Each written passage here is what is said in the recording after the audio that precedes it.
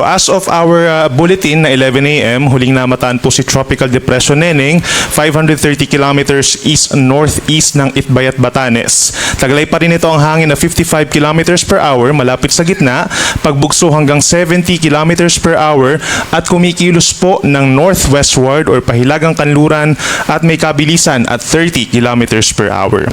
So base po sa ating latest satellite animation, wala namang direktang epekto itong si Tropical Depression sa alinmang panig ng ating bansa at yung mga pag-ulan na ating nararanasan dito po sa may Luzon at western section ng Visayas ay dahil pa rin po dito sa may southwest monsoon or hanging habagat na siyang bahagyang hinihila po nitong si Bagyong Neneng. So kung kahapon po may kababaan itong si Bagyong Neneng or yung low pressure area nasa may silangan po ng Cagayan, kaya yung concentration ng ulan kahapon ay nasa may Mindoro provinces, ngayon po sa timbog na bahagi ng Calabarzon at yung mga nearby provinces pa dito sa may Palawan and Romblon. Pero ngayon po dahil umaangat na itong si Bagyong Neneng, bahagyang umaangat na rin po yung ating concentration ng mga ulan, which is nakafocus na dito sa may kanlurang parte po ng Central Luzon at yung lalawigan po ng Pangasinan. Doon po malalakas ang mga ulan sa mga sandaling ito.